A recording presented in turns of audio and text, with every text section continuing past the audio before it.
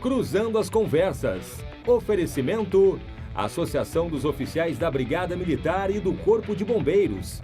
Defendendo quem protege você. E Porto Color. Boa noite, estamos no ar aqui na RDC TV com o Cruzando as Conversas, o seu programa de análises e debates, trazendo sempre a perspectiva do momento com os nossos convidados aqui nos estúdios e também por videoconferência. O Cruzando as Conversas vai ao ar de segunda a sexta, logo após o Dois Toques, e você pode nos assistir pelos canais 24 e 524 da Claro Net TV, também pelas redes sociais @RDCTV Digital.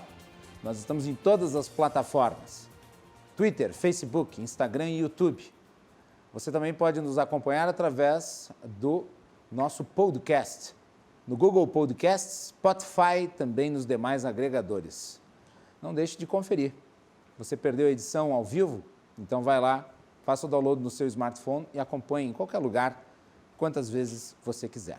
Cruzando as Conversas é um oferecimento da Associação dos Oficiais da Brigada Militar, defendendo quem protege você.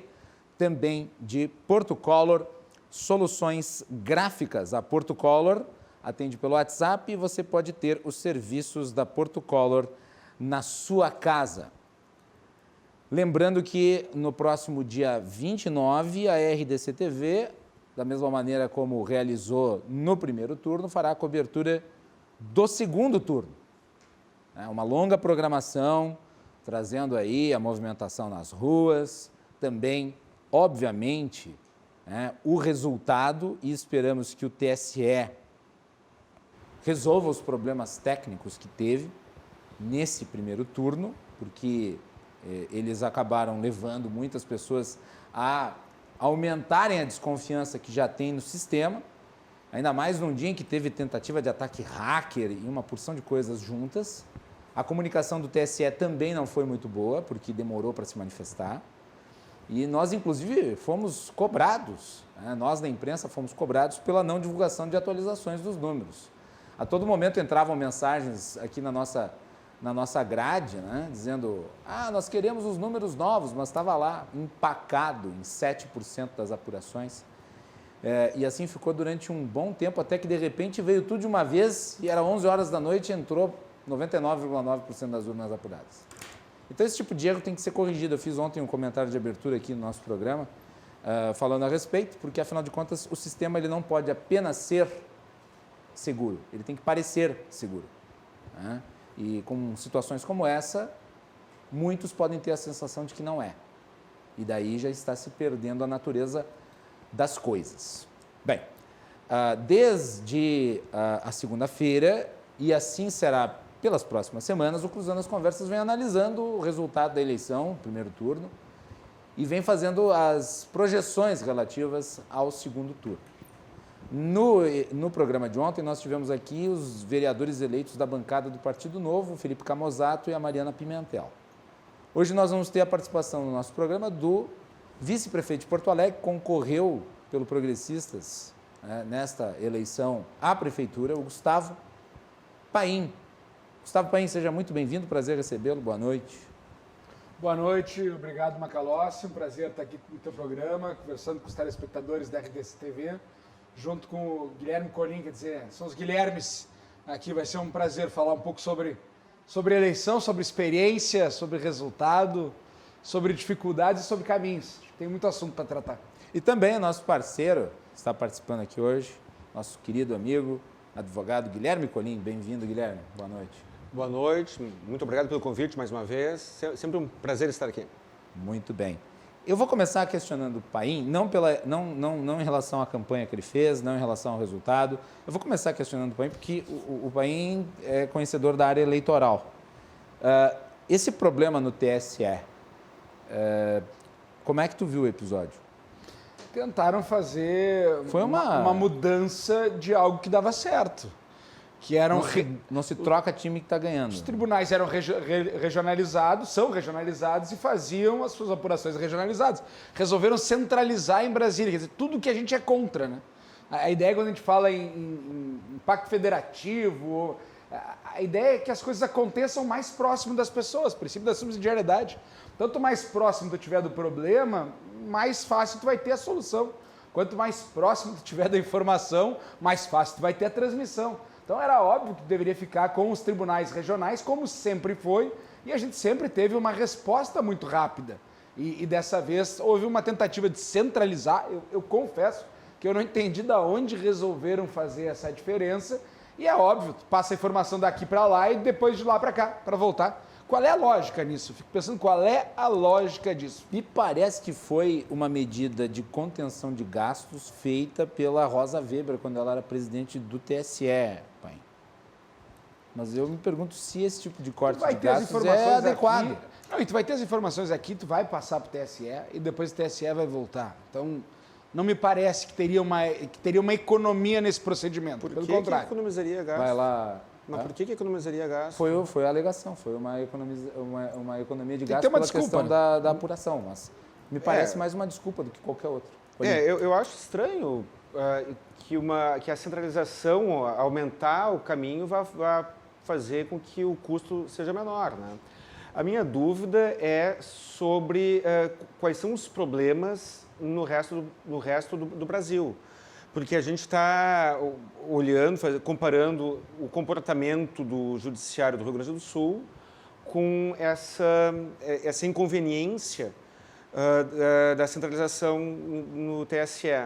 Mas eu não sei se isso não tem uma certa utilidade para alguns estados em que talvez o padrão cultural, digamos assim, dos julgadores, dos judiciários regionais, seja talvez um pouco diferente do nosso, né? Então, talvez haja alguma utilidade que não seja palatável para fins de publicação, para fins de divulgação. Né? Minha dúvida é essa. Eu tenho saudade do direito eleitoral, então, na verdade, eu sigo dando aula, mas a Justiça Eleitoral ela tem 4 funções. Uma delas é a função judicial. Mas a função, quando a gente está falando agora, especialmente dessa parte eleitoral, é a função administrativa. Isso. É uma função absolutamente administrativa dela, em que ela tem uma competência considerada. O TSE tem uma competência administrativa que costuma ser a eficiência, a velocidade, a celeridade das informações. Essa função administrativa de bem administrar as eleições, o que não é fácil. A gente está falando num Brasil de 200 milhões. A gente está falando num Brasil de mais de 5 mil municípios, urnas eletrônicas espalhadas o Brasil afora. E mesmo em eleições presidenciais que envolvem isso, de alguma maneira, questão do fuso horário é que atrapalha de um estado para o outro, mas a totalização, a apuração, os resultados são muito céleres. Pelo menos eram até a última eleição. A administrativa da Justiça Eleitoral funciona bem. Me parece que houve realmente um equívoco. E aí se cria desculpa. Aí tem que se criar desculpa. Mas foi um erro administrativo, eu acho que eles corrigem para o segundo turno, porque realmente foi uma tentativa de centralizar a informação, me parece que equivocada. E isso envolve também, aí sim, uma dificuldade ou não da Justiça Eleitoral, que é o fato dela ser... Tu tem composições transitórias. Então, tu tem juízes com mandatos. Mandatos de 2 anos, prorrogáveis por mais 2 anos. Não são juízes exclusivos. Exato. Então, tu tem uma presidência do TSE que é alterado anualmente. E isso vai gerando essa dificuldade também. Eu vou ler aqui a matéria da BBC que saiu em relação ao TSE, a polêmica aí que nós estamos discutindo. O contrato do TSE com a Oracle, do Brasil Sistemas, responsável pelo serviço, foi realizado com dispensa de licitação. Foi publicado no Diário Oficial da União no dia 25 de março deste ano, com valor total de 26,2 milhões. Até agora, a Justiça Eleitoral Brasileira empenhou 19.564.473,36 em favor da filial brasileira da Oracle em 2020, segundo dados levantados pela BBC News Brasil, usando a ferramenta Siga Brasil do Senado Federal. Não é possível dizer, porém, se todos os pagamentos se referem ao mesmo contrato, nem qual a duração do contrato de 26,2 milhões. O valor de 19,5 milhões inclui empenhos feitos por tribunais regionais eleitorais de alguns estados, embora na maior parte dos gastos seja do TSE. No extrato público do Diário Oficial, o TSE cita um artigo da Lei de Licitações para justificar a dispensa da licitação. Segundo a norma, a compra ou contrato pode ser feito diretamente sem licitação, quando só houver uma empresa apta a prestar aquele serviço. Outra hipótese é quando o governo precisa de serviços de natureza singular, com profissionais ou empresas de notória especialização. Os supercomputadores fornecidos pela Oracle ao TSE são do modelo Exadata X8. São aparelhos com capacidade de processamento muito superior a um computador pessoal e cujo tamanho é um pouco maior do que uma geladeira ou um freezer doméstico. O peso de cada aparelho varia de 915 a 400 quilos, conforme o manual do produto. Segundo um profissional da área de tecnologia da informação consultado pela BBC News Brasil, o termo supercomputador não é mais usado hoje. Os especialistas da área se referem a esse tipo de dispositivo como um serviço dedicado a data center. Falar em supercomputador deve ter sido uma forma didática encontrada pela equipe de tecnologia do tribunal para diferenciar o aparelho de um computador doméstico, diz o profissional, sob condição de anonimato. Então, desde que a lentidão na apuração dos votos foi constatada na noite de domingo, o TSE forneceu explicações divergentes para o problema. No início, o ministro Luiz Roberto Barroso disse que a lentidão tinha sido causada por uma falha em um dos núcleos de processadores da máquina. Também aventou a hipótese do atraso estar ligado a um aumento das medidas de segurança adotadas pelo tribunal, que chegou a ser alvo de uma tentativa de ataque hacker na manhã de domingo. Então tá aí, né? Já na tarde dessa segunda-feira, o TSE passou a culpar a pandemia do novo coronavírus pela lentidão. Vai ver que o vírus entrou na máquina, daí ela se sentiu indisposta, resolveu não processar os dados. Né? Segundo o secretário Giuseppe Janino, o avanço da doença atrasou a entrega do equipamento de março para agosto, impedindo que o equipamento fosse preparado corretamente. Né?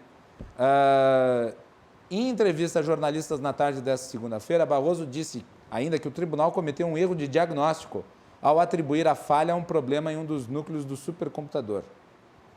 Barroso voltou a minimizar os problemas enfrentados pelo TSE na noite de domingo. Ele frisou o fato de que os resultados das eleições estão corretos e são confiáveis, apesar da demora para serem liberados. Bom, mas não é esse o problema. Ninguém está questionando se os dados são corretos ou não. A questão é esta maçaroca que se produziu e a falta de uma justificativa adequada. Ninguém está questionando, porque é eleição municipal. Faz Claro. isso na eleição presidencial, tu vai ver. Claro. Senão vai ter questionamento de tudo que é lado. Claro, mas esse é o ponto. Quer dizer, o TSE tem que devolver ao sistema a credibilidade que ele tem. Porque na próxima eleição, o discurso da fraude eleitoral vai voltar com a força que teve em 2018, senão ainda mais. Porque agora, quem está no poder é quem que falava de fraude eleitoral. E deve ter olhado muito bem para os Estados Unidos para ensaiar todos os passos que vai tomar em 2022. Então, está muito certo. Se faz essa confusão aqui no dia... Teoria da conspiração vem com... Mas olha, vai se espalhar como o coronavírus, inclusive. E na verdade tem um pouco isso também, Macalossi. A Justiça Eleitoral gosta de utilizar a eleição municipal me desculpe, como cobaia. Empáfia dos integrantes do TSE, principalmente do Barroso, que é um sujeito conhecido pela sua empáfia, de não admitir que fizeram um erro monumental e ainda querer dizer, não, a culpa é do coronavírus. O coronavírus virou um culpado adequado para tudo, porque ele não pode se defender, né? Macalossi, quando tudo dá errado e você consegue rir ou sorrir, é porque já encontrou em quem colocar a culpa. E o coronavírus está com costas largas, né? Ele está assumindo, recebendo a responsabilização por muita coisa. Essa questão de culpar o coronavírus por conta da ineficiência administrativa da Justiça Eleitoral, para mim, ultrapassa um pouco a seriedade que o assunto merece. Né? Essa centralização, ela tem uma tendência de aumentar o custo operacional, o gasto de tempo, embora eu reconheça que talvez sirva para suprir alguma deficiência, para não dizer pior, de algumas regiões do país em que haja algum atraso quanto a isso. Né? Um risco começou a ver isso. Um risco que tinha no coronavírus... é que o Brasil é maior que o Rio Grande do Sul, né? Então, mas não havia isso. Quer dizer, o atraso lá no Acre não era atraso, era... Fuso horário.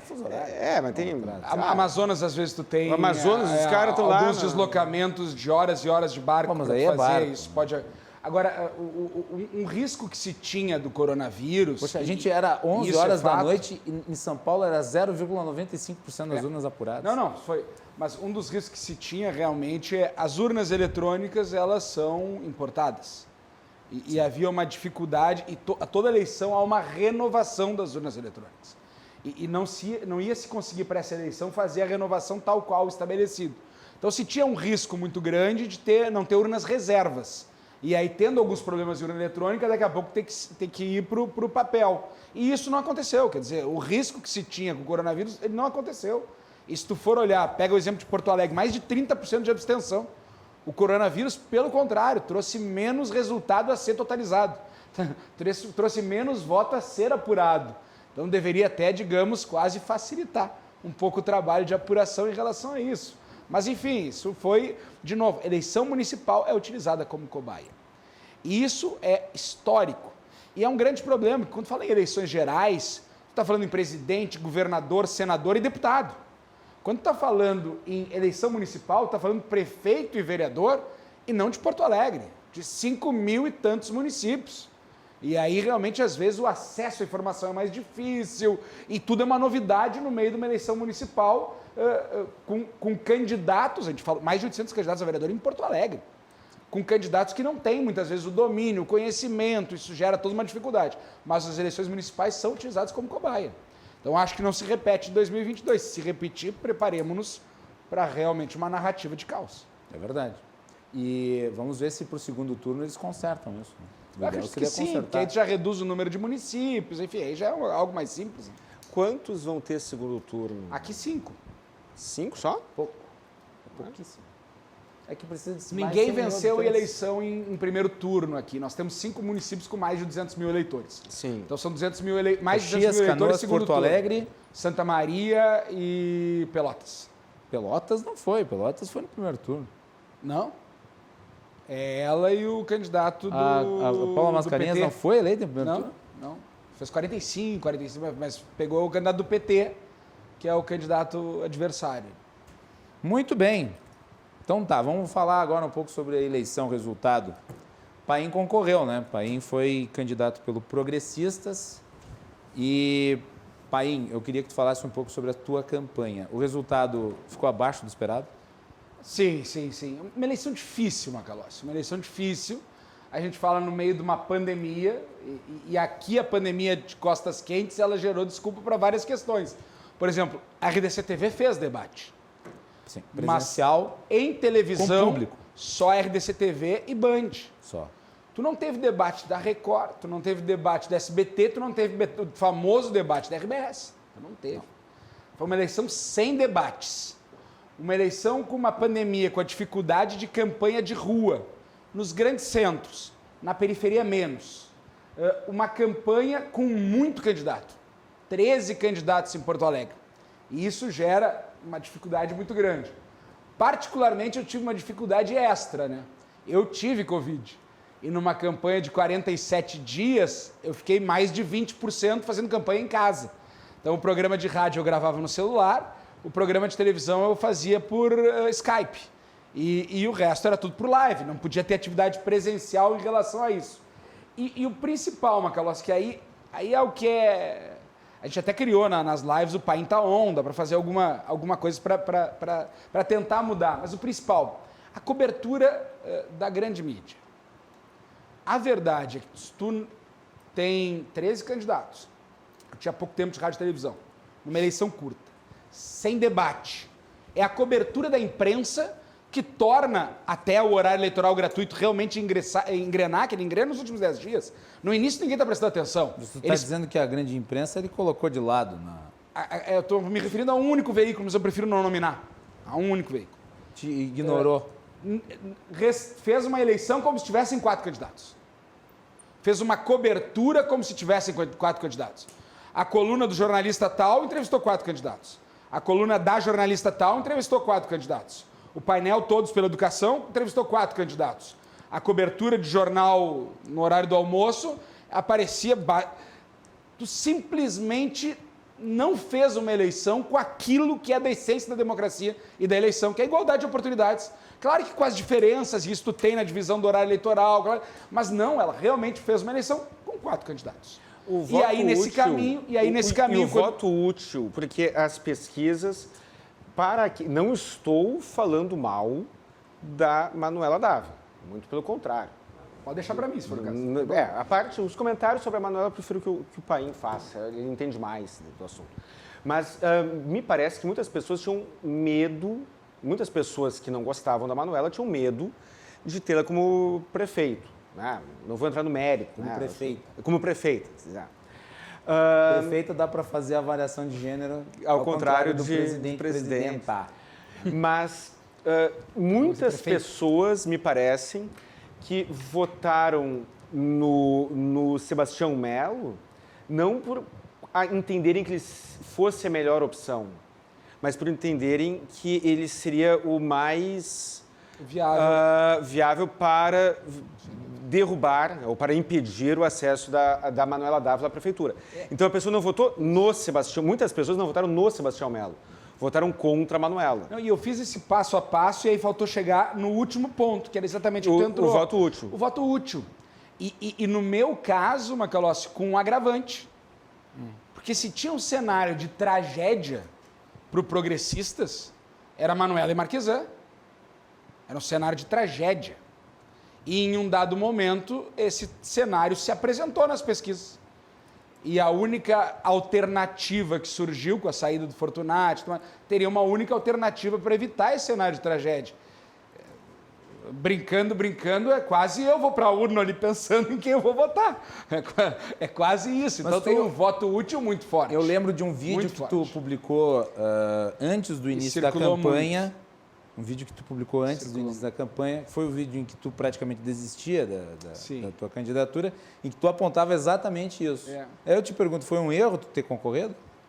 Eu não diria que um erro ter concorrido, talvez um erro esse vídeo. E talvez aí faz parte da eleição, não estou nem entrando nisso. Esse vídeo circulou na última semana da eleição. E não foram poucas as pessoas que me perguntaram se tu desistiu. E algumas pessoas me perguntaram no domingo, no final da eleição, não votei em ti porque tu tinha desistido, né? Então, o que faz parte do jogo, eu não estou entrando nesse mérito. Acho que o vídeo se viralizou contra ti. Foi bem utilizado. Foi bem utilizado. Eu não tô, de novo, não estou entrando no mérito. Não é que faz parte do jogo. Não é que faz parte do jogo, porque a pessoa, fez parte do jogo. O eleitor ser induzido em erro é uma distorção do jogo, e nós tivemos essa e mais a saída do Fortunati na última hora. E aí o que acontece? Ao meu ver, eu comentei na semana passada, existe uma concorrência interna. Porque ninguém fica em dúvida, será que eu voto no Paim ou será que eu voto na Manuela Dávila? Será que eu voto no Marquesan ou na Fernanda Melchiona? Até gaguejei agora, não sei porquê, né? Mas então, não existe uma concorrência interna na opção de voto daquele eleitor. Melchiona ou Marquesan, Melchiona ou Paim. Mas algumas pessoas talvez ficassem em dúvida entre Marquesan e Paim. Talvez alguém ficasse em dúvida entre Marquesan e Sebastião Melo ou Walter Nagelsmann. Né? Então, me parece que houve uma pulverização, pulverização nem tanto, mas houve um fracionamento nas pessoas que disputam, num campo ideológico interno, que disputam aquele nicho eleitoral. Mas por que eu falei que faz parte do jogo? Porque na verdade, o voto útil faz parte. Estou querendo olhar um pouquinho para frente. Tu perguntou se foi um erro ter concorrido? Não, pelo contrário. Aliás, eu me sinto muito tranquilo, de cabeça muito erguida, pela campanha que a gente fez. A gente fez uma campanha de verdade, de autenticidade, de falar aquilo que pensa e aquilo que acredita. E eu não tenho a menor dúvida que a gente apresentou um plano de cidade, que era um belíssimo plano de cidade, com propostas concretas, com ideias concretas, que apareceram nos programas de todos os outros candidatos depois no curso do caminho. O que também faz, quem tem mais tempo de televisão, acaba pronto. Então, não adianta tu apontar primeiro uma ideia, se tu tiver menos tempo para bater naquela ideia, quem tiver mais tempo se apropria e utiliza, e bem utiliza. Então, faz parte da eleição. Acho que a gente fez uma campanha, primeiro, muito digna. Acho que a nossa campanha evitou esse segundo turno, Marquesan e Manuela. E não é uma questão com o Marquesan, é uma questão com a cidade de Porto Alegre. Acho que seria um segundo turno trágico para Porto Alegre, E deu. Então, acho que fez uma campanha que cumpriu o seu papel, que de alguma maneira projetou as ideias daquilo que a gente defende com muita verdade, com muita autenticidade. Deu para mostrar nos debates tudo aquilo que a gente queria realmente trabalhar na eleição para Porto Alegre. E o resultado faz parte, é uma consequência da eleição de uma série de fatores. Um deles é o voto útil. Tu projetava inicialmente um resultado de que tamanho? Não se entra numa eleição projetando o resultado de tamanho. Se entra numa eleição vendo que tinha um mercado eleitoral. E isso eu percebia. O eleitor mais de centro-direita não tinha tantas referências assim nessa eleição que realmente ele se identificasse como ideologicamente ou com um projeto daquela maneira. Ao mesmo tempo, e isso não pode ser desconsiderado... Como ele não tinha? Ele tinha o Walter Nagel... Mas com um posicionamento mais claro, talvez eu e o Walter. Com um posicionamento mais claro. O Ricardo fez muito esse papel junto com o Melo. Talvez o Ricardo tenha nenhuma. tirado muitos votos potenciais desse campo de você e do Walter. Não tenho dúvida. Não tenho dúvida. Fez um belo papel nesse sentido. Indo em direção ao Melo. Sim, e com um público liberal muito claro e fazendo uma campanha muito participativa. Então, acho que a estratégia da chapa Melo-Ricardo foi muito boa. Foi muito acertada, deram um equilíbrio e deram um papel de protagonismo para o Ricardo, que fez, assim, no nosso campo ideológico, esse voto útil ser concentrado muito ali. Me parece que claramente isso. Mas, de novo, faz parte da eleição, tu não sabe como isso vai se manifestar no meio do caminho. No início da eleição, eu sentia de muita gente a ausência de uma opção claramente ideologicamente posicionada. Ao mesmo tempo que nós estamos numa eleição municipal. E numa eleição municipal, e há que se reconhecer aí talvez um equívoco, numa eleição municipal o sujeito quer saber quem é o síndico, quem é o sujeito que vai cuidar da grama, quem é o sujeito que vai cuidar do buraco, que ele está pouco preocupado com posicionamento ideológico, com visão ideológica do mundo. Ele quer o sujeito que vai cuidar do dia a dia e isso, nessa eleição, ficou muito claro. E aí eu lhe pergunto, tu tentou colar no Bolsonaro? Não diria que isso, assim, de alguma maneira... pelo resultado, quem colou no Bolsonaro não se deu muito bem. O que eu fiz de defesa, e fiz aqui até no teu programa, para mim é muito claro. Eu defendo as pautas reformistas e defendo por convicção. Tanto a reforma previdenciária, como reformas outras que estão em discussão, tributária, administrativa, e pela primeira vez eu vi um governo falando em reforma do Pacto Federativo. Não dá para esquecer que no meio... De fato, nós também estamos falando.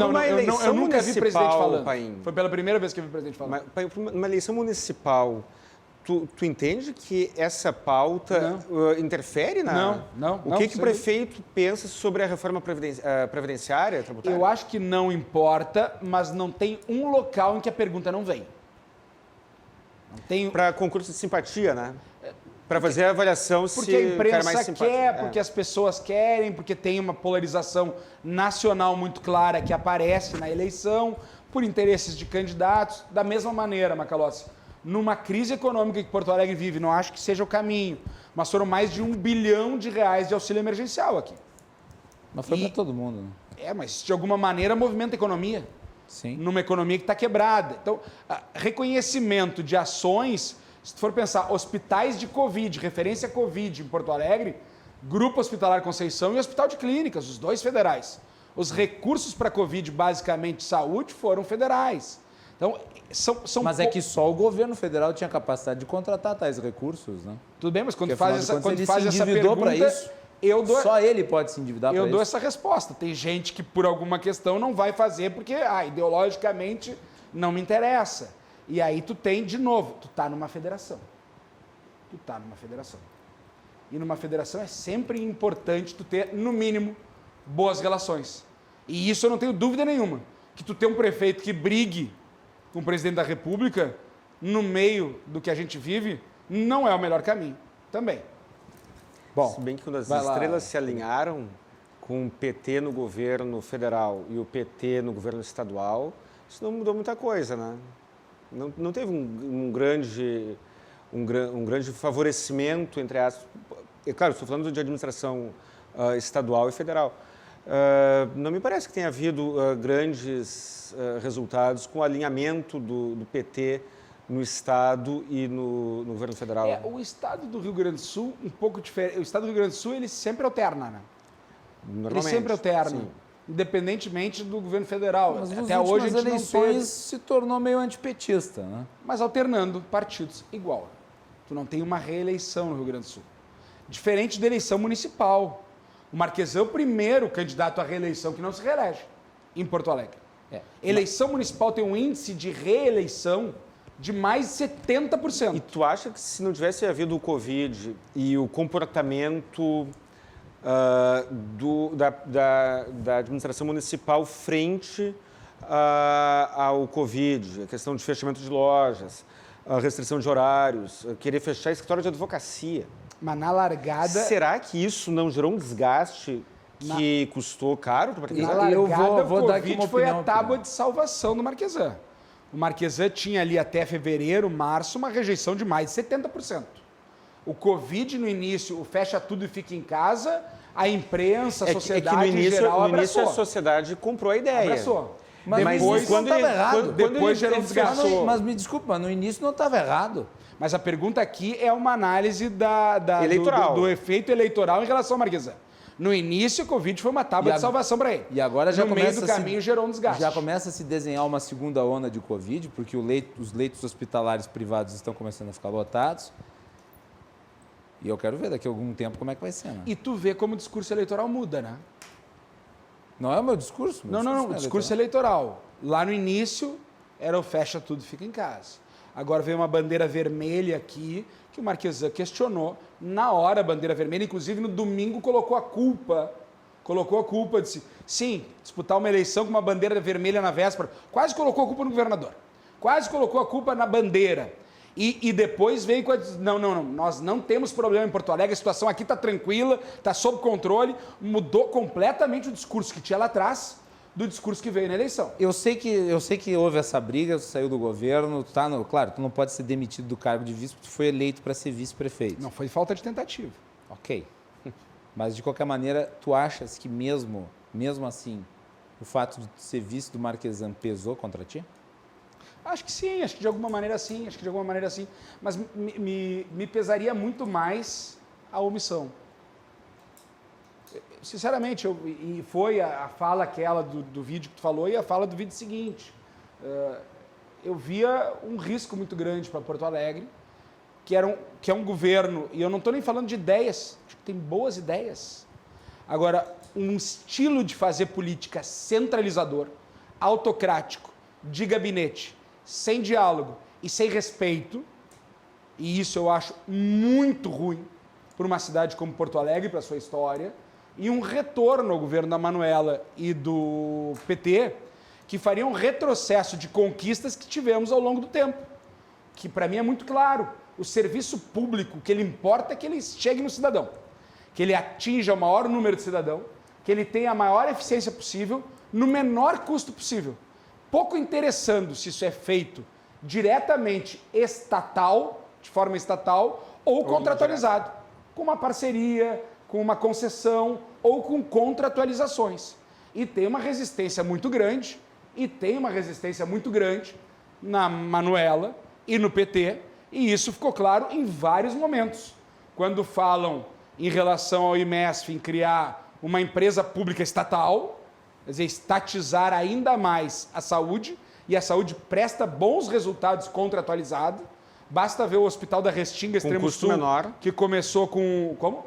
Com um custo muito menor. Uma eficiência maior. Eficiência maior, custo menor, atinge maior número de cidadãos, aumenta serviços, é algo que está comprovado. Então, um risco de retrocesso em relação a um risco de um governo autocrático, num perfil autocrático. E é nesse contexto, Macalossi, que eu me lanço como candidato.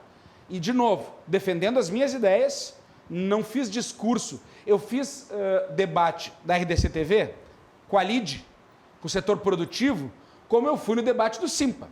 E dos candidatos mais de centro-direita no Simpa, sindicatos municipários, eu fui o único que fiquei no debate do início ao fim. Fui o único. E eu não modulei o meu discurso, porque eu estava na LIDE ou porque eu estava no Simpa. Na LIDE, no Simpa, certamente, todas as perguntas que fizeram, as respostas que eu dei, eles não gostaram. Porque perguntaram, mas a água e o esgoto tem que ser o DEMAI, não pode ter uma PPP ou concessão. Tem que ter uma PPP e concessão. A gente tem 43% de esgoto não tratado em Porto Alegre. Tu não tem como recusar dinheiro privado para tratar esgoto em Porto Alegre. Então, eu não modulei meu discurso. Eu fiz uma campanha daquilo que eu penso, naquilo que eu acredito. Às vezes, talvez não seja o melhor caminho para se obter voto. Bom, esse não é um problema. Eu acho que eu cumpri a campanha dessa maneira, de cabeça erguida, e acho que aquela minha preocupação do vídeo que tu falou não se confirmou, e eu diria que muito não se confirmou, porque eu fui candidato a prefeito. Senão, talvez a gente tivesse hoje, sim, Marquesa Emanuela. Então, de alguma maneira, eu fico bem tranquilo. Mas por que tu perdeu o voto? Depois eu vou te fazer umas considerações. Se levar em consideração que o destinatário do serviço público é o cidadão e não aquela corporação específica que tem um interesse, tem um conflito de interesses, será que tu perdeu o voto? Não, nesse aí não, só os dos municipais mesmo, Sim, que eu não teria. Mas em contrapartida tu ganhou daquele cara que almeja um serviço público melhor. Mas o debate do Simpa, basicamente, quem acompanhou. Mas é claro, era um voto... Basicamente quem acompanhou, mas aí tu não vai ganhar o voto, tu não perde que tu não tem. Eu concordo. Eu acho que tu não tem. Eu vou ser bem sincero aqui, a leitura que eu faço é que o fato determinante para o Nelson Marquesan não estar no segundo turno foi a desistência do Fortunati. Isso envolve também a minha candidatura. Que tu falou para ele desistir? Não. Mas se o Qual que é a relação de uma PP coisa não com a tivesse candidatura, com quem estaria? Provavelmente com o Melo. Não sei. Pela linha ideológica. Não sei. Os votos do Mas aí nós vamos ficar Fortunati foram para conjecturando onde, aqui, será? pai. Será que foi todos pro Melo? Aqui nós vamos estar conjecturando. Ou sei, Macalossi. Eu tenho razão, sei, eu tenho ou razão sei. em números para dizer por que eu acho que o Marquesan estaria no segundo turno se não fosse a desistência do Fortunati. Tudo bem? Mas, de novo... O resultado dele foi 21% no primeiro turno. 21% é um número considerável. Mas Com tudo que a gente está também... todo o tiroteio em cima dele, 21%? Estamos também conjecturando. Não, mas E é um não, número. vamos lá. Desculpe. Não estamos. Isso é um número. Aqui não há os votos do Fortunati. Qual é o tiroteio? Provavelmente os votos do Fortunati foram para o Sebastião Melo. Qual é o tiroteio para cima dele? Não, tiroteio no seguinte sentido, as notícias que não são positivas. Ele tinha quase 30% de horário eleitoral gratuito. CPI, impeachment, ele foi candidato durante um impeachment. CPI, resultado durante o impeachment. CPI durante o período eleitoral. Impeachment durante o período eleitoral. E a pandemia com o setor econômico todo contra ele. Macalossi, E ainda assim ele faz 21%. É um resultado. Não, agora eu vou entrar então.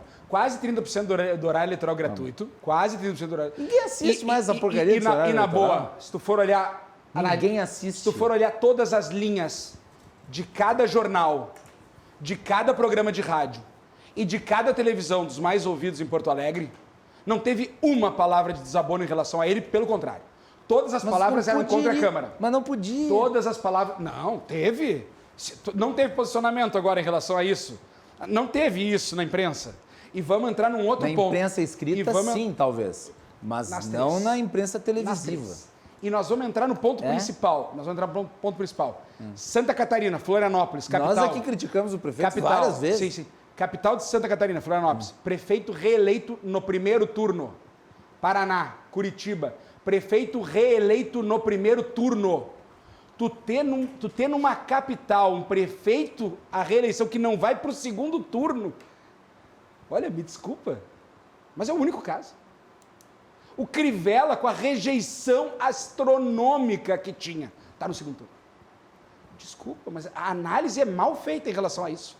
Tu ter a máquina, e uma máquina sozinha, porque não tinha outro partido no governo, uma máquina sozinha, e tu não ir para o segundo turno? Escuta, e esses 30% de abstenções? Claro, a gente não sabe em quem votaria, o cara que não votou em quem que ele votaria, né? Mas Porto Alegre foi a capital com o maior número de abstenções. 30, 31, 32%? 33%. 33%? Uhum. Mais de 30%, um terço da população não votou. Né? Qual é o perfil da pessoa que não votou, né? Se a pessoa não foi, provavelmente a pessoa de mais idade, portanto, o perfil tende a ser conservador. Exato, exatamente. E tu tem a própria tem a questão pandemia, econômica, né? Também. Quem é que está respeitando mais o isolamento? Eu podia é o até pessoal fazer... que tem uma situação econômica melhor ou pior? Eu podia até E fazer uma quem é que brincadeira vota no Marquesan? O pessoal da classe A e B ou o pessoal de uma situação inferior economicamente? Eu poderia até fazer isso, porque assim, Tá, eu tive uma relação atritada, é verdade. Mas pelo menos em 2016 eu votei no Marquesan. Em 2020 o vice do Marquesan não votou no Marquesan, porque estava com Covid.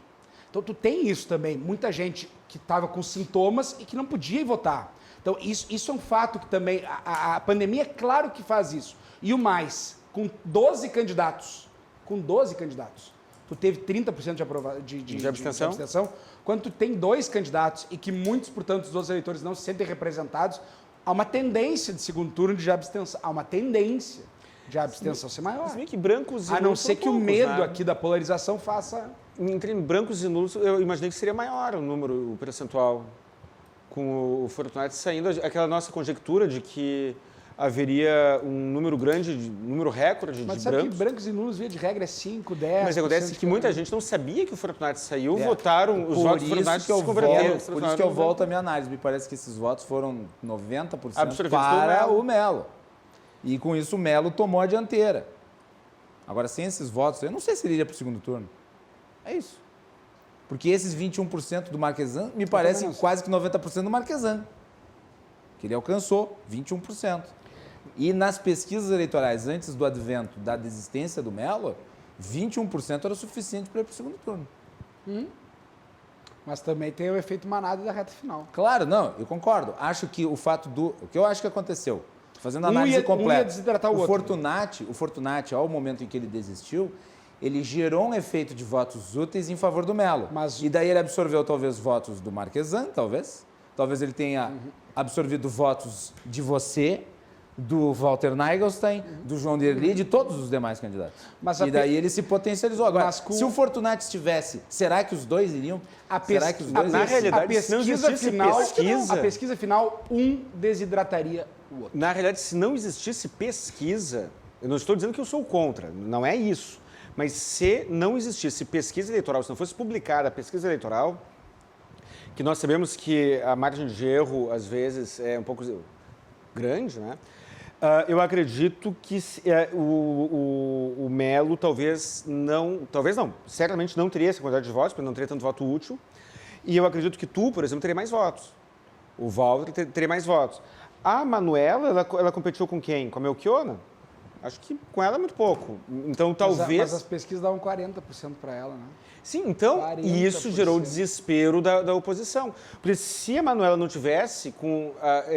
Mas para onde foram esses 10% dela? Mas é que ela nunca teve. Acho que ela... Aí tu vê a pesquisa. Tu não perde o que tu não tem. Aí tu vê a pesquisa. Tu não perde o que tu não tem. Estavam 40% que não eram se tu fidedignos. Coloca, o cara tá lá... Eu vou te dizer, acho que se a pesquisa dissesse a Manuela vai ganhar no primeiro turno, eu desconfio que os filhos de alguns candidatos, eu queria votar no Sebastião Melo. Eu peguei aqui, a pesquisa que a RDC-TV divulgou, a pesquisa do Métodos, dava para Melo 36. 31. A margem de erro de 4 pontos, aqui nos votos válidos, tá? 36 para Manuela. 4 pontos de votos de margem de erro. Sebastião Melo aparecia com 24,6 e o Marquesan com 18,4. Essa pesquisa estava tão correta. Tá certinho. E estava mostrando uma tendência. Estava mostrando, o método mostrou a crescida. E essa tendência mostrou. Agora, a do Ibope deu 40 para a Manuela. Sim, mas eu falo pela que a gente divulgou. O Métodos estava correto. Claro, tem ali uma variação de 2%. Sempre pode ter. Mas aí realmente é uma precisão que a verdade não existe. a verdade é que hoje... Mas faz... Aqui, ó, a pesquisa foi apresentada no sábado. Essa pesquisa foi coletada na quinta. Eu não estou aqui defendendo a reputação do Métodos. Não tenho procuração do Jefferson para fazer isso. Mas eu conheço o pessoal lá. Acho que é um pessoal sério. Bom, se demonstrou correto. Uma variação aqui na margem de erro, mas e daí? E tem uma questão importante nisso, Macalossi, que é exatamente isso. Hoje em mas dia, a pesquisa que nós divulgamos estava correta. Hoje em dia, uma mudança... Acaba influenciando. Uma mudança de um dia para o outro... As últimas 48 horas tem fluxos de votos ela faz essa diferença dessa pesquisa, sem dúvida nenhuma. Ela faz isso. Porque se tu tem uma tendência ali, em um dia, com o WhatsApp, da maneira como está, a velocidade de comunicação, ela faz uma onda... que antigamente levava 10 dias. Onda de 48 horas. Ela faz uma onda de um dia para o outro. Os fluxos de votos, eles se dão assim numa velocidade espantosa. E isso dificulta a pesquisa, porque às vezes alguns tentam antecipar só. Isso. E o fato quando a gente conjecturou na semana passada, será que vai dar tempo? Nós não levamos em consideração a diferença que existe hoje das campanhas de outros anos. Na realidade, o fato de ela ter se dado em cima da hora, talvez tenha até contribuído para que o voto fosse transferido imediatamente para outro candidato. Olha, eu ouvi pessoas dizendo que iam votar no Fortunati um dia depois da entrevista. A nossa entrevista foi quando? Foi na quarta? Quarta Então passada? não nos assistindo. Ah, não. Quem me disse isso não assistiu o programa. Mas eu andei muito na rua, Macalossi, vou te dizer assim, que para mim é muito claro. Até os últimos 10 dias, ninguém estava nem aí para eleição. Não, é verdade. É verdade. Nessa Na eleição, última principalmente. semana que as pessoas começaram, tô vendo os programas, tô assistindo, Foi assim, na última semana que as pessoas prestam atenção. Então, Mas as pessoas ainda assistem horário eleitoral gratuito? assistem. O perfil depende... Mas quem assiste? As pessoas do teu grupo... assiste? As pessoas do teu grupo socioeconômico, acredito que não. Mas tem meu? pessoas Eu sou que não Macalossi, têm... deixa eu fazer uma pergunta, Macalossi. condições, Tu assiste Eu futebol? assisto por dever de Tu ofício. assiste futebol? Gostava de assistir, ultimamente não tenho assistido. Ouve futebol? Eventualmente, se tiver tempo? Claro. No intervalo, no meio, vai entrar uma inserção. Não é o programa de bloco. O programa de bloco ninguém assiste. Ah, sim, as inserções de 30 verdade, segundos, as inserções que são são simplesmente, são um são saco, simplesmente né? 70 minutos por dia, incluindo domingo. Tu acha que isso não impacta? Impacta. Em todas as vilas que eu estive, verdade, fui isso lá, impacta. quando eu falei com alguém que saiu já, acabei de assistir na televisão. Tu é impactado 70 minutos por dia, inclusive no domingo. Mas essas Esse é o aí, peso forte. aquele bloco monolítico lá é horrível. Mas o ninguém bloco são de vê. 10 minutos e tu tem 70 de inserções ao longo do dia, inclusive domingo, que não tem o bloco. É esse que tem o impacto. Suas inserções, seus comerciais de 30 segundos, é esse. Fazer É que intervalo. antigamente Vai, você não vai. tinha para onde correr, né? Agora as pessoas têm, mas muitas pessoas, o pessoal menos favorecido economicamente, acredito que ainda é refém desse sistema mais antigo de Tem um campanha. programa de TV, de TV aberta que tem 400 mil telespectadores no horário em Porto Alegre. 400 mil. Tem isso. Vamos lá. Eu gostaria de mandar aqui um abraço para o meu querido professor de Direito Constitucional, Paulo Eschenfelder. Ótima e oportuna análise do processo eleitoral. Parabéns, obrigado, professor. Professor Paulo Eschenfelder, não canso de dizer, foi meu professor de Direito Constitucional lá na Universidade de Caxias do Sul. Ele falava já naquela época que se fizesse uma análise sobre o procedimento das empreiteiras, ia se prender gente como nunca antes na história do Brasil. E dito e feito, né, professor? Ele falava isso lá em 2008. Antecipou bem. E também para o Léo Brandão, que lhe manda um abraço, Paim. Léo Macalossi, Brandão, boa noite. Léo Se Brandão possível, mande um abraço para o Paim. Léo Brandão é um exemplo, porque eu não tenho dúvida que no início da eleição seria meu eleitor. Mas que, de fato, não... Enfim, Não sei quem votou o Léo Brandão. Foi um caminho... Sabem quem ele votou?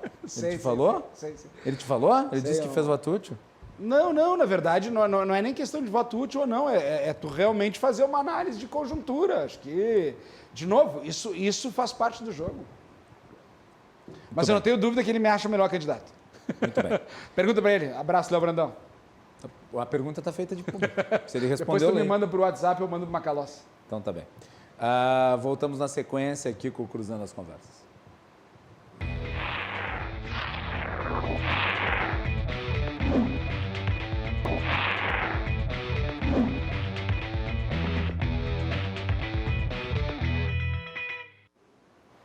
Estamos de volta aqui com o Gustavo Paim e o Guilherme Colim falando sobre eleições 2020. Estamos falando sobre os resultados do primeiro turno, estamos projetando um pouco do segundo, vamos falar sobre isso agora também no segundo bloco. O Cruzando as Conversas é um oferecimento da Associação dos Oficiais da Brigada Militar, defendendo quem protege você. E aproveitar e parabenizar a todos os policiais militares, a toda a corporação pelo aniversário de 187 anos hoje da Brigada Militar. Uma instituição... 183 anos. 183? Então errei o número. Coloquei idade a mais na instituição, mas de qualquer forma, aniversário hoje, dia 18. Parabéns aí, então, pelos 183 anos da instituição que é uma instituição que ajudou a formar o Rio Grande do Sul. Tem uma história que se confunde com a história do Estado e que tem muitos feitos e que tem grandes homens e valorosos servidores que lutam todos os dias para nos manter em segurança. Aliás, então, um grande abraço para o comandante-geral, Rodrigo Morpicon, que é realmente um grande parceiro e que cuida muito bem da nossa segurança. É isso aí. Um abraço a todos os policiais militares. Eu sei que nós temos uma grande audiência entre os policiais militares e também a todo o pessoal aí da Azov BM, na pessoa do Coronel Beck. Muito bem. Também o Cruzando as Conversas tem um oferecimento da Portocolor Soluções Gráficas. A Portocolor atende pelo WhatsApp e você pode ter os serviços da Portocolor na sua casa através das ferramentas digitais. Paim, teve um momento do debate aqui que nós promovemos, o LID, lá no Sheraton, que eu estava ansiando por aquele momento. Foi um momento em que você e o Marquesan falaram ao mesmo tempo. Quer dizer, os dois estavam um diante do outro e não aconteceu nada. Eu pensei que ia ter uma altercação ali que, até na hora, quando anunciou-se que um ia questionar o outro, eu notei, né, na plateia uma expectativa. Deu um frisson. Um frisson. E nada aconteceu. Mas não foi um questionar o outro, né? Mas eu pensei que ia ter alfinetada, mas nem isso. Vocês fizeram um diálogo de surdos. Eu estava pronto para perguntar no último debate. Eu devo dizer que eu fiquei meio decepcionado. Eu estava pronto para perguntar no último debate. Não tive oportunidade, por sorteio. Surgiu a oportunidade. Não, desculpa. Vocês podiam ter usado a réplica. Era uma pergunta da LID. E aí, de novo, eu estou num debate da LID. Aí faz uma pergunta da LID e eu não respondo. Tu pode responder rapidamente e ir pro... Se tem uma coisa que acho que o Rodrigo Maroni, às vezes, ele deixava de responder um pouquinho. Ele ignorava completamente. Mas não é isso. Ele fugiu um pouco do assunto. Quando tem uma pergunta de um ouvinte, quando tu tem uma pergunta de quem está fazendo o debate, tu simplesmente não responder, para mim é uma falta de respeito. Eu respondi. Eu achei que ele viria, porque ele comentava a minha resposta. E foi um dia depois do debate da Guaíba, em que eu fiz um embate com ele, e foi um embate forte. Eu pensei que seria a continuação daquele debate. Eu também. Porque lá eu deixei ele meio transtornado. E agora eu respondo e ele comenta a minha resposta. É claro que ele vai vir com uma porrada em cima de mim. Aí eu respondo e ele comenta simplesmente alheio. E tu queria que eu fizesse o quê? Então, ali foi uma conjuntura. Agora, eu não tive outras oportunidades, a não ser a do debate da Guaíba, de ter um confronto com o Marquesan. Ele teve em inúmeras. Tinha uma que era ou eu ou o Maroni. Ele escolheu o Maroni. Teve uma que ele tinha a oportunidade de perguntar ou para mim ou para o Montserrat. Ele perguntou para o Montserrat. Então, quando eu tive a oportunidade, eu fiz o enfrentamento. E acho que foi um bom enfrentamento. Acho que ele saiu tonto daquele enfrentamento. E acho que por isso ele no comentário não veio em cima da minha resposta. Se ele tivesse vindo, teria tido um bom debate. Muito bem. Então tá justificado. Eu pensei que realmente vocês... eu não fiz esse questionamento para ele, mas eu vou, se ele vier aqui, eu vou questioná-lo a respeito disso. Eu gosto de debate. Eu sei que teve tão pouco. Eu sei que gosta. Nós gostamos também. Eu gostaria de perguntar para ti, Paim, qual que é o destaque do primeiro turno, na sua opinião? Além da desistência do Fortunati, qual que tu acha que foi o grande momento do primeiro turno? O grande momento do primeiro turno? Belíssima pergunta essa tua. Foi uma eleição... Ou foi uma eleição morna e morta? Ela foi uma eleição morna até a última semana. Então, claro, o efeito da desistência do Fortunati é o fato, não há dúvida, é o fato da eleição. Mas ela foi uma eleição com pouco debate, ela foi uma eleição, de alguma maneira, um pouco fria nas ruas. Qual foi o grande destaque? Não teve.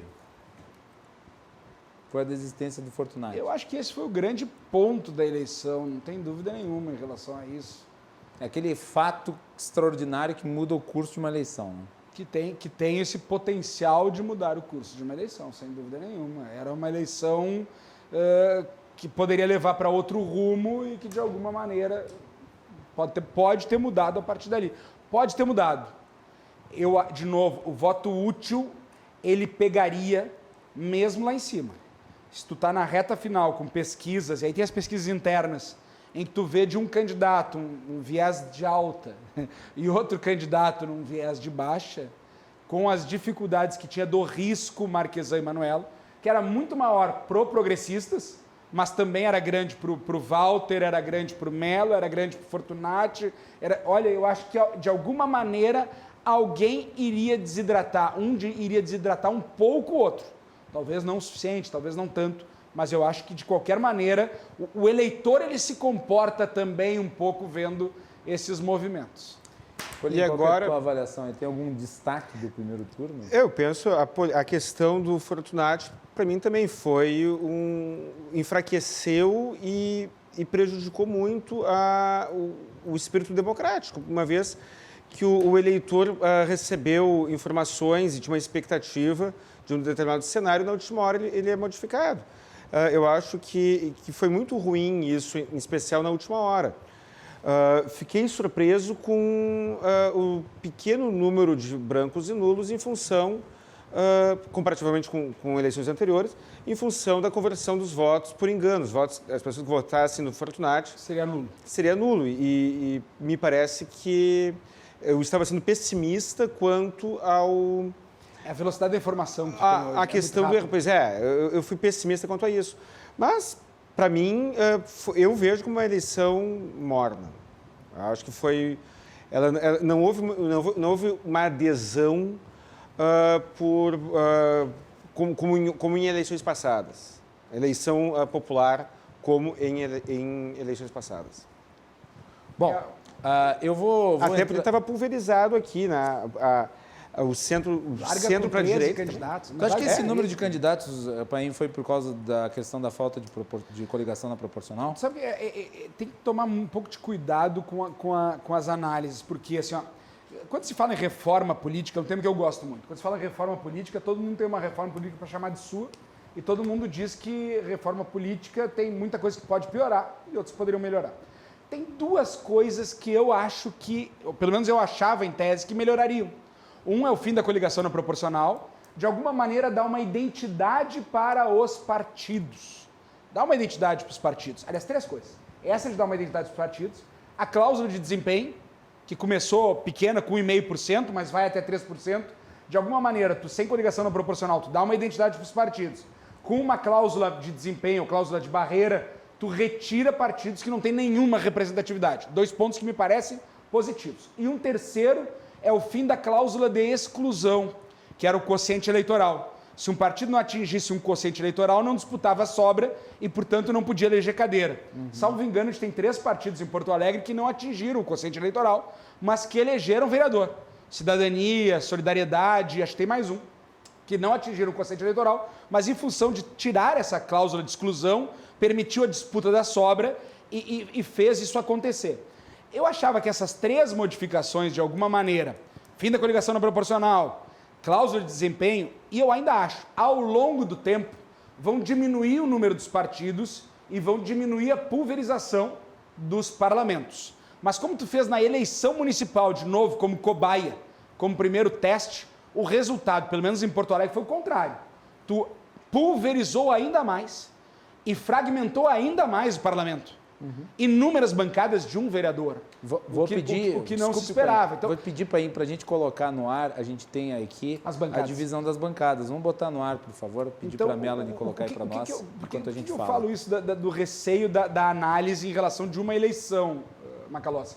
Porque eu acho que a longo prazo esse é o caminho certo para tu conseguir corrigir defeitos, mas que talvez num primeiro momento tenha dado um efeito contrário. Agora, talvez por ter dado um efeito contrário numa eleição municipal como cobaia, e os deputados não queiram correr esse risco, daqui a pouco isso vai ser mudado para a eleição geral de 2022. E é assim no Brasil, infelizmente. Quando tu começa a ver um avanço... Tu acha que o fim da coligação na proporcional corre risco para a próxima eleição? Corre risco. Presidencial, no caso. Não tenho dúvida que corre risco e, ao mesmo tempo, a cláusula de exclusão, de alguma maneira, que são duas coisas que... Assim, só vou botar no ar vou botar no ar aí a divisão das bancadas. Quando tu faz a conjunção dos dois, ele tem uma tendência de um fator positivo ao longo do tempo. Num primeiro momento, não aconteceu, mas eu acho que se a gente insistir nisso, e de novo, a cláusula de desempenho hoje é 1,5%. Então, afastou muito pouco partido.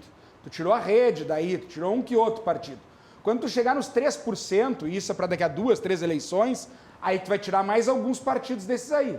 E com o fim da coligação do proporcional, eles também vão ter dificuldade de eleger. São 16, 17 partidos que hoje compõem. Acho que 18. Vamos lá. 1, 2, 3, 4, 5, 6, 7, 8, 9, 10, 11, 12, 13, 14, 15, 16, 17, 18 partidos. 18 partidos hoje na Câmara. Quantos? Tinha 14. 14, aumentou em 4, então. Então, teve um efeito negativo nisso, mas, de novo, eu acho que é por ser um primeiro momento numa eleição municipal como cobaia. E tu vê que tem PSOL e PT, que pegam os dois com quatro cadeiras cada um, né? E aí... Mas é que se tu pegar os partidos de esquerda, eles acabaram... os dois principais partidos de esquerda acabaram amealhando aí... Tem PSOL, PT e PCdoB. A maioria das vagas. Agora, se tu pegar as vagas do centro e da centro-direita e da direita, elas são mais pulverizadas. Né?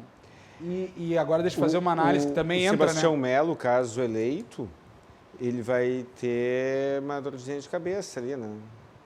Tu tem um universo desses 36 de 26 passíveis de negociação, de apoiarem determinadas medidas. Então, vai ter uma dor de cabeça, mas é construível. Porque é construível. O Marquesão, Acho que a Manuela teria muito mais dificuldade. Tu acha que a Manuela teria mais dificuldade do que o Melo, né, com essa composição? Mas de qualquer forma, acho que a margem para qualquer um dos dois que vencer ter maioria. Me parece que qualquer um dos dois pode compor maioria. Eu acho que a Manuela com dificuldade. Acho que o Melo forma uma maioria... Sim, acho que o Melo não tem dificuldade nenhuma, mas eu vejo margem e aí, negociando bem. Quando tu vê esses 4 do PSDB, é o que eu te falo, Macalossi. A máquina toda de um partido, que todos os partidos saíram do governo, no final das contas. E tu não ir para o segundo turno.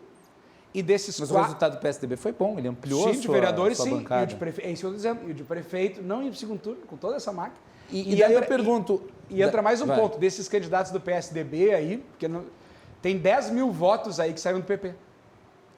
10 mil votos que saíram do PP quando o PP foi expulso do governo e para manter cargos tinha que se filiar no PSDB. Aí eu ia lhe perguntar... 10 mil votos que eram do PP. Tu acha que é por isso que o PP encolheu? Acho que tem uma conjuntura, não tenho dúvida que isso faz falta. Não tenho dúvida que isso faz falta. O PP reduziu a sua bancada, de né? 3 para 2. Foram eleitos o Cassiá e a Mônica. E a Mônica. A Mônica vai estar aqui amanhã. Nós tínhamos 13 e reduzimos para 2. Perdeu um terço, então. Era previsto? Não. Não, tínhamos uma expectativa de manter os 3. Quem era o outro que poderia ser eleito na sua avaliação? O primeiro suplente foi o André Machado. O segundo suplente foi o Matheus Aires. André, eu tinha expectativa de que se elegesse. Na verdade, todos os nossos candidatos acabaram fazendo votações aquém, todos aquém do que fizeram na eleição passada ou do que se esperava de fazer. Então, mas aí é importante fazer essa pergunta. Tu não atribui isso também ao fato da tua campanha não ter feito o número de votos necessários? Não, porque se tu for olhar... Ou ficado abaixo do que se imaginava? Se tu for olhar, os nossos 2 vereadores estão acima do vereador mais votado do MDB. E o Melo fez 30%. E o MDB fez 3 vereadores. Eu acho que não há uma relação, uma correlação. Não, se tu for olhar os partidos tradicionais, o PTB tinha 6, reduziu para 3, reduziu na metade. O DEM tinha 4, reduziu para 1 e tem o vice. Sim. Então, ali os partidos tradicionais sofreram muito. E eu acho que dá para dizer cresceram os partidos mais identificados ideologicamente, claramente. Um Novo pela direita, um PSOL pela esquerda, o PT manteve os 4, a Manuela fez 2 no PCdoB, e me parece que entraram muitos candidatos ou vereadores de posicionamentos muito contundentes. Sim, foi o que eu falei ontem. Essa Câmara de Vereadores até mesmo. Eu sei, eu estou falando que eu assisti teu programa. Tu assististe? Assisti a Mari e o Camozato, 2 bons. Aliás, o Camozato, um ótimo parlamentar, eu tenho certeza que a Mari também vai ser. E como é que tu vê aquela campanha não reeleja o vereador, não reeleja... Eu acho isso... Eu vou antecipar. Você que está perguntando para mim, eu vou dizer. Inclusive, no final de semana... Eu vi uma campanha forte nesse sentido. Qual é a opinião tua, qual é a opinião de vocês sobre isso? Inclusive, eu tive uma discussão com um querido amigo lá em Farroupilha, o Césio Verona Júnior, sobre isso. Ele disse que tem que ter limitador. Eu sou contra limitador. Eu sou contra. O Partido Novo, ele adota a pessoa isso. Bom, mas aí internamente, estatutariamente. Sim. Agora, eu não acho que deva haver lei. Porque para mim, quem decide quem vai estar no legislativo é o eleitor. Concordo contigo. O eleitor. Eu não vejo isso como carreirismo. Mas Inclusive, nos países desenvolvidos, a campanha foi nesse sentido, então, eu estou falando de imposição São países- perguntas diferentes. nos Mas países desenvolvidos, Sim. onde você tem voto distrital, o índice de renovação é muito menor do que aqui. Muito menor. Claro. Isso não afeta a qualidade do trabalho legislativo. Não. Existem outros fatores que Mas prejudicam vamos lá, o trabalho vamos lá, legislativo. Não é o fato do cara estar lá 3, 4... Ah, mas o cara está há não fez 20 nada, anos, que não faz- fez não nada. fez nada, Peraí, pá. como não fez nada? Tu não sabe, tu está fazendo uma análise muito Mas simplória. vamos lá, nós estamos fazendo uma renovação muito grande. Uma renovação pela O que renovação, me parece... o que eu vou era dizer, raro. renovação pela renovação, para mim, não serve para nada. Porque o Congresso Nacional renovou, entrou um bando de carreiristas Mas ninguém adjetivou como positivo ou negativo. Mas o que Não, mas acontece? é que tem esse A fetiche da renovação, que para mim é uma Mas a legislação estultice. eleitoral... eu estou dizendo que é bom. Eu estou perguntando sobre o reflexo. A legislação Não, eu tô eleitoral... dizendo, Qual é eu o acho ruim ruim. do reflexo? Mas Eu acho ruim. Macalossi, Não acho que toda a renovação seja legislação boa. eleitoral foi feita para não ter renovação. Vamos ser sinceros. A legislação que o Congresso Nacional fez para a eleição de 2018 foi para não ter nenhuma renovação.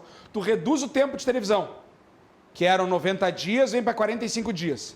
E tu tira o dinheiro privado das campanhas e bota o dinheiro só no fundo, que é dos caciques dos partidos. Ou seja, Tua campanha para teve financiamento quem tem público? mandato. Todas as campanhas de prefeito. Não tem nenhuma que não tenha como... O Arthur Duval, lá em São Paulo, abriu mão no fundo. Não fez. E fez 10% dos votos. Mas deve ter sido o único. Porque aqui em Porto Alegre todas tiveram. O Novo Todas teve? tiveram. O Novo não teve o candidato a Novo não prefeito. usou. O Novo não teve Mas candidato a não prefeito. usou pra candidato a vereador. Candidato a majoritária, tu não tem como não ter. É impossível fazer uma campanha da maneira como é. Então tu reduz o tempo e tu concentra o dinheiro nos caciques partidários. Foi feito para não ter renovação, Macalossi. E na primeira eleição que isso aconteceu, foi a maior renovação da história do Congresso. E talvez, se fosse diferente, a renovação fosse ainda maior. E, de novo, não estou adjetivando a renovação como boa ou como ruim. Tu tem políticos há muitos mandatos fazendo excelente trabalho e tu tem renovação ou novos políticos num primeiro mandato fazendo as velhas práticas que ninguém gosta. Então, não é pela idade, não é pelo tempo, não é nada disso. Mas a legislação foi feita para não ter renovação. E mesmo assim tem renovação. E isso se explica. Tu anda nas ruas, todo mundo diz, é 100%. Eu não acredito mais na política. Eu não acredito mais nos políticos. Eu não sei em quem vou votar, ou pior, 33%. Eu não vou votar em ninguém. Tu ouve muito isso na rua. Então, a política a política, Macalossi, está no divã. E ou os políticos, os partidos, começam a compreender que tu tem que ter uma identidade, que tu tem que ter uma autenticidade, Uma coerência. que tu tem que ter uma coerência, que tu tem que ter respeito com aquilo que tu promete e aquilo que tu faz. Mas o meu ponto... Ou a tendência é cada vez ficar pior. Mas o meu ponto em relação à questão da renovação não é que não devam haver mecanismos para que a renovação se dê. Mas eu estou dizendo que o fator fundamental para a renovação é a escolha do eleitor. Claro. E se o eleitor quer manter um vereador eleito por 4, 5, 6 vezes, ele deve ter esse direito. Sem problema. Eu não vejo problema. Eu concordo. Porque, afinal de contas, se o cara foi eleito, reeleito, É porque alguém gostou dele. Alguma coisa deve estar fazendo de bom. Alguém gostou dele. Ou deve estar representando alguém. Ele representa alguém, não há dúvida. Ele representa alguém, não há dúvida em relação Esse é a o isso. ponto. Eu não acho que deva haver uma lei que limite o número de candidatos. Agora, que você possa criar instrumentos legais para que a concorrência entre nomes seja maior, ótimo, isso faz parte do processo. Agora, para mim existe um fetiche da renovação. Quer dizer, vamos lá, entra o filho de um político famoso como deputado. Não é renovação. É renovação? Não. É contabilizado como tal, mas é? Não. Então existe um fetiche da renovação. E existem parlamentares que são tarimbadíssimos e que estão na atividade e que estão no legislativo Que fazem uma e que política moderna. ajudam E que o fazem uma política legislativo. moderna. Fazem política moderna. É isso aí, e eu que concordo mantêm o nível, a qualidade do trabalho legislativo, porque conhecem como é que se trabalha ali dentro. E aí entra um despreparado que não sabe, entrou ali porque prometeu coisa que um deputado faz, e teve muito, aliás. Teve muita gente fazendo discurso extremamente ideológico para tentar capturar votos, antecipando uma eleição que é em 2022. Isso nós vimos. E que é aquela questão, Não né? acho que isso seja bom para a Câmara de Vereadores. Quando tu digita na urna, não fundamenta, tu não justifica. O voto não tem explicação. O voto não tem uma motivação na urna. Então, pode ser vários fatores. Enfim, é a sabedoria do eleitor. Tem que respeitar a sabedoria do eleitor com todas as dificuldades que O tem. critério eleitoral, a escolha do Por isso voto que eu sou muito contra a limitação, fulanizada. porque tu tá querendo colocar um garrote no eleitor. Ó, tu não tem o direito de votar nesse cara que tu gosta. Eu só não entendi porque tu trouxe esse debate, porque ninguém é contra ti, pelo que eu vi, todos nós três concordamos. Não. É que às vezes eu não debato com quem tá aqui, às vezes eu debato com opiniões vulgares aí que são Eu disseminadas em concordo outros contigo lugares. e acho que a pergunta do Guilherme foi muito no sentido mas de é que a minha houve pergunta- o campanha meu no sentido comentário de é não campanha. reeleja. Isso. Não reeleja o vereador, mas aí não é proibido. Não é por previsão legal, não é por nada, é por decepção com a proibição. política, geral. Eu tô falando não é a proibição, é a campanha. É a decepção com a política Que é o geral. seguinte, tu vota em quem tu quer. Mas é o fetiche pela evite renovação. votar em quem Um já de cada foi. vez, senão não vai dar pra... Não, mas é isso, a campanha, essa mentalidade, né, e foi elogiado na última eleição presidencial a renovação que teve no Congresso Nacional. Foi boa ou foi ruim? Eu não estou avaliando se foi bom ou se foi ruim. Não A acho questão que é que é uma boa. tendência cultural agora. Votarei no Ulisses sangue novo. Guimarães, né? Se tu não está satisfeito com o Congresso que tem hoje, espera o próximo. É isso. E para mim, uma parte considerável, não toda, mas uma parte dessa renovação que se teve no Congresso Nacional foi péssima. Foi péssima. De parlamentares que não sabem o que estão fazendo lá. Gente despreparadíssima. Inclusive gente que liderou o governo Bolsonaro. E no meio de uma pandemia, tu tem ainda mais dificuldade, porque aí tu não tem a questão presencial, aí fica tudo meio Fica. solto. Bom, vamos para o nosso segmento final, rapidinho aqui. Como é que tá o jogo do Inter? Eu não sei. Paim, deixa eu lhe perguntar. Se alguém souber, me avisa. Por favor. Paim, você apresentou hoje, foi hoje, né? O seu 1-0 para o Inter. Ó, tá surpreso, Ai, né? isso é pênaltis? Vai para os pênaltis. Aí só Deus sabe, né?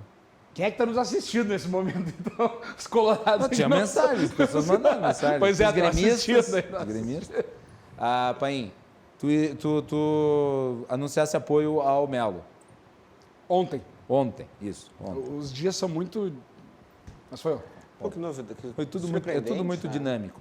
Não, eu no domingo Mas de era noite... esperado, né? Eu no domingo de noite me manifestei. Tu não ficou em dúvida, né? Em nenhum momento. Eu fiz uma campanha em que eu sempre deixei muito claro o que me diferenciava da Manuela e o que me diferenciava do Marquesan, apresentando minhas propostas e dizendo que não tinha pior cenário para Porto Alegre que Marquesan e Manuela. Aí um dos dois vai para o segundo turno com outro candidato. Absolutamente automático. Ainda mais, de novo, porque ontem Tu assumiria a neutralidade se fosse Marquesan pro segundo turno? eu não faria campanha, mas eu teria uma fala em relação a um candidato. Sim, não tenho dúvida. Ok. Mas eu tinha Mas certeza vamos falar do que eu tinha certeza aconteceu. que isso não aconteceria. Então tá. Mas já tinha até uma fala pronta em relação a isso se acontecesse. Mas o importante era, que se for olhar, o meu primeiro ponto do nosso plano de cidade era tornar Porto Alegre capital nacional da liberdade econômica, destravar a economia, realmente desburocratizar. E isso estava no programa do Melo e do Ricardo. Aliás, a lei da liberdade econômica é do parlamento, origem em Porto Alegre, um deles é do vereador Ricardo. Então, as pautas que eu apresentei na campanha eram pautas que foram, ao longo da campanha, defendidas muito pelo Melo e por Ricardo. Então, para mim, foi um caminho absolutamente natural. E eu não tenho dúvida que ali tem um caminho para Porto Alegre daquilo que eu penso e acredito para Porto Alegre. Então, para mim, foi muito natural. E hoje, quando eu ouvi o debate de manhã, eu ouvi as manifestações do Melo e era isso que eu defendia, exatamente isso que eu defendia na campanha. Ou seja, me senti muito bem representado. Mas na por isso, muito bem à prática, vontade. apoiando ou não apoiando, o cara que votou em ti, ele vai votar no Melo. Ainda que tu não tem ainda mais que voto tu- de cacique, né? Ainda que tu dissesse, não, o eu vou apoiar apoio- a Manuela. Seria O apoio está cada vez mais Que é um ato erro formal. que é um erro do PSDB, né? Isso eu ia lhe questionar isso. Não, é um erro do PSDB. É Tu tem um partido com a origem do PSDB, que fez historicamente, na última eleição, historicamente se revezou nacionalmente, PT e PSDB, historicamente. Aí tu tem no segundo turno uma Manuela com o PT e o PSDB, que tem o governo do Estado, que tem como maior partido da base o MDB, e tem na base também o DEM, e aí o PP? E o PP, enfim, mas dos da coligação que estão lá, o Cidadania, o Solidariedade, PSL? tu te faz uma neutralidade nesse momento, tendo e de novo, aqui para mim é muito claro, A origem do PT é São Paulo. Mas se tu for olhar, é a partir de Porto Alegre. Que ele se projeta como um Para o partido de Brasil massas. todo. E quando tu olha a eleição agora, o sonho deles, e aí eu pego outros partidos juntos, de novo, Porto Alegre e São Paulo. Então, é de novo Porto Alegre como algo que pode ou não ser projetado. Então, um partido como o PSDB não se posicionar no segundo turno desses, sinceramente, olha, mas não tem nenhuma explicação.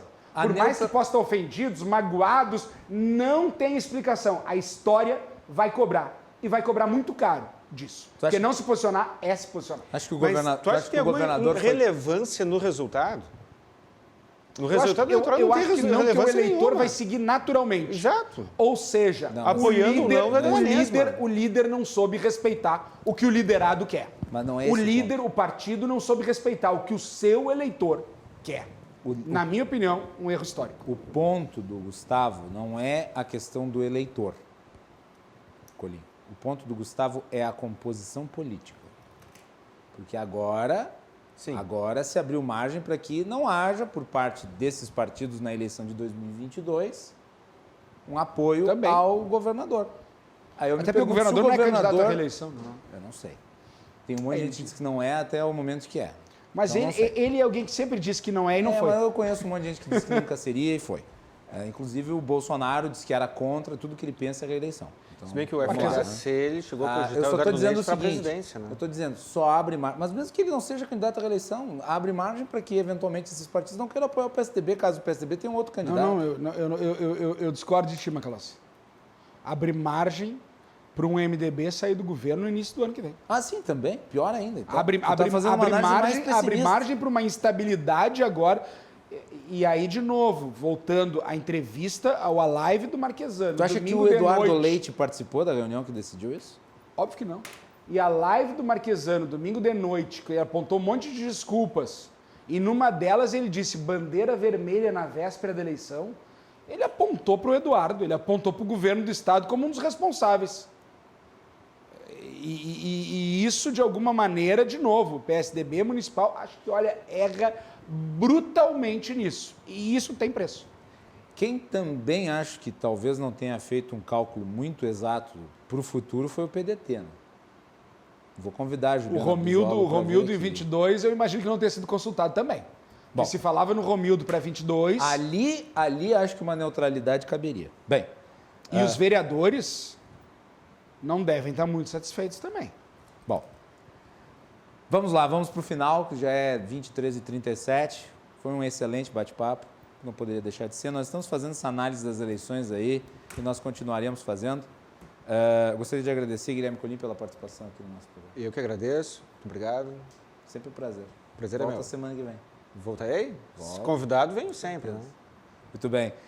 Paim, obrigado e parabéns pela campanha, apesar do resultado não ter sido aquele que tu imaginava ou almejava. Eu acho que participar do debate sempre é algo construtivo, sempre se agrega de alguma maneira e eu acho que tu qualifica o debate, então parabéns. Eu acho que toda caminhada tu tem, enfim, tu tem pedras, desafios, tropeços, acho que é natural.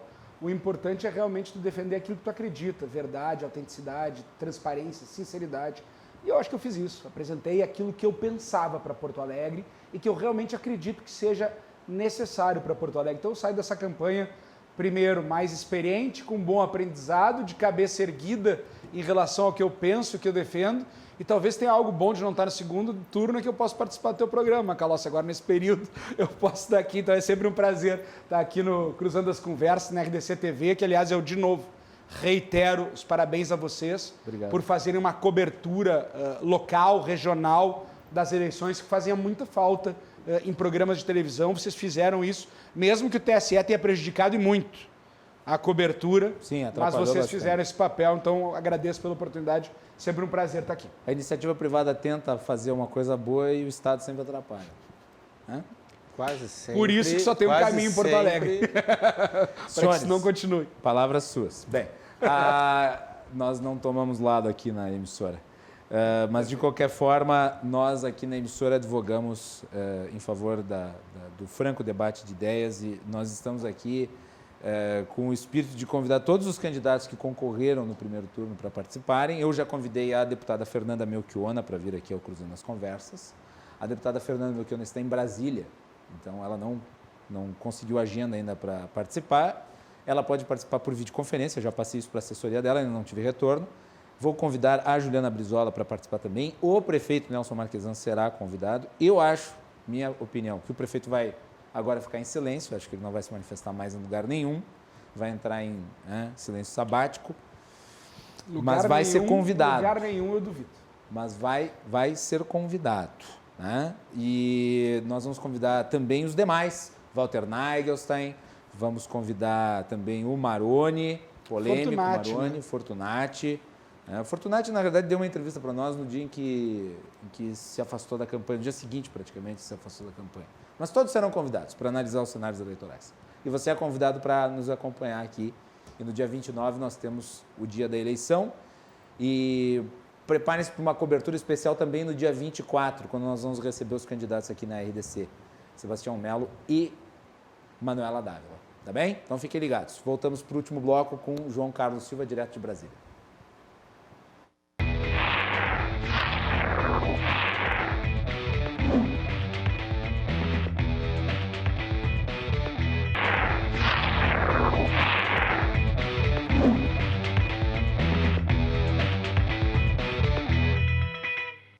O último bloco do Cruzando as Conversas aqui na RDC TV. Nosso programa vai ao ar sempre de segunda a sexta-feira, às 22h15, depois do Dois Toques. E o nosso programa é um oferecimento da Associação dos Oficiais da Brigada Militar, defendendo quem protege você. De Porto Color Soluções Gráficas. A Porto Color atende pelo WhatsApp e você pode ter os serviços da Porto Color na sua casa. O nosso programa você também pode acompanhar pelos canais 24 e 524 da Claro Net TV e pelas redes sociais @RDCTV Digital. Não esqueça de que também estamos disponíveis através do podcast. Então você pode ir lá no seu Spotify, procurar pelo Cruzando as Conversas e acompanhar as edições sempre que quiser através do seu smartphone. E também estamos nos demais agregadores, incluindo o Google Podcasts. Então, procure o Cruzando as Conversas. No nosso site rdctv.com.br, você clica na aba Podcasts e também tem acesso às nossas edições. No programa de hoje nós tivemos Gustavo Paim e Guilherme Colim falando sobre o resultado da eleição municipal aqui em Porto Alegre, o primeiro turno.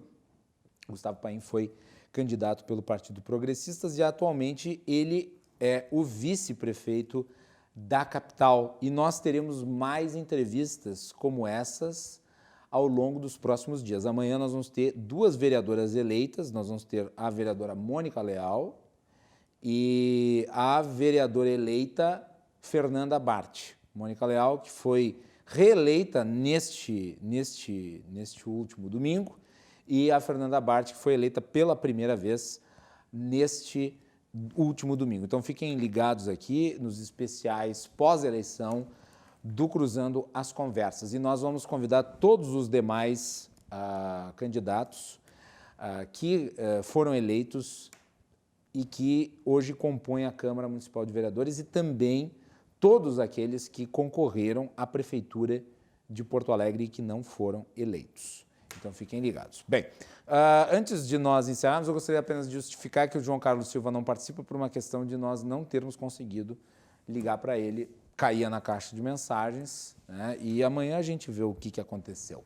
Mas, de qualquer maneira, apenas para justificar, porque era para ele ter participado hoje do programa.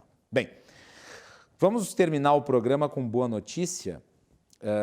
Eu acho que todos nós estamos desejando que uma vacina efetiva venha de uma vez. E os números relativos às vacinas que estão nas fases finais de testagem demonstram de que elas realmente são a solução para o problema. E agora já está para falar com certeza, porque nós estamos falando não mais de segurança, estamos falando de eficiência. Uma vacina não pode apenas ser segura, no sentido de que ela não deve representar risco para as pessoas, ela deve também ser eficiente, ou seja, ela deve criar as condições para que a pessoa não se contamine. Né? E nós tivemos resultados excelentes da vacina da Moderna e mais recentemente nós tivemos resultados relativos à eficiência da vacina da Pfizer. Né? A vacina da Pfizer tem um grau de eficiência de 95%.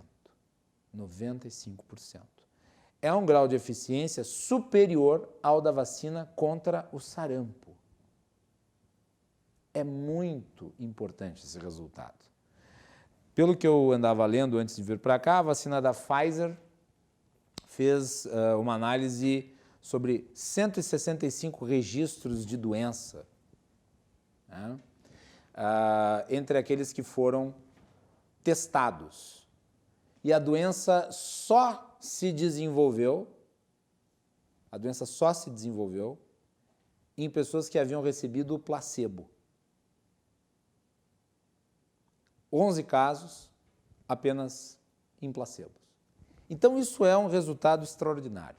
Isso é um resultado extraordinário, fruto de uma pesquisa tecnológica, farmacológica, inédita na história humana e que se concretiza com isto. Né? O que agora deve se buscar é a forma de esta vacina chegar o mais rápido possível nas pessoas, principalmente naquelas que são as pessoas que compõem os grupos de risco, ou seja, quem trabalha na área médica, quem trabalha na área da saúde e as pessoas de mais idade que têm o maior risco de desenvolver a doença na sua forma mais grave. E para isso é preciso muita logística. E é preciso que o governo seja efetivo e o governo seja rápido no sentido de comprar o maior número possível de vacinas, seja lá de qual fonte for, desde que seja segura e eficiente, para que as pessoas se imunizem e a gente possa voltar à normalidade absoluta, que é o que todos nós desejamos. Mas vamos encerrando o programa de hoje com boas notícias. A Pfizer, portanto, que é uma empresa americana, né, demonstrando aí um índice de eficácia da vacina que ela desenvolveu de 95%. Né? Teve uma outra que tinha 90%, né, e assim sucessivamente. Aliás, não foi 95%, eu errei. 95% de eficiência é a da Moderna. A da Pfizer é de 97%. Então, é um número extraordinário. É um número extraordinário. Né? Esperamos todos que haja a disponibilização disso tão logo for possível e com uma grande, talvez a maior campanha de conscientização para a necessidade da imunização da história do Brasil. É isso que se espera. É isso que se quer. É isso aí. E terminamos o programa ressaltando os parabéns à Brigada Militar pelos seus 183 anos. Eu vou ressaltar aqui a importância da Brigada Militar para a história do Rio Grande do Sul e para a nossa segurança. E lembrar que estes valorosos servidores estão nas ruas, colocando as suas vidas em risco, muitas vezes recebendo parcelado e muitas vezes recebendo muito mal. E eles precisam ser valorizados. E nós precisamos aqui, através de momentos como esse, lembrar da importância dessa instituição. Recentemente nós fizemos aqui um programa sobre o papel do negro na história da Brigada Militar. Foi um programa muito interessante, muito elucidativo. E nós constantemente damos espaço para que integrantes da Brigada Militar participem e sejam voz no debate público. Então, parabéns a todos aí que compõem a Brigada Militar pelos 183 anos da sua história. Voltamos amanhã. Boa noite a todos.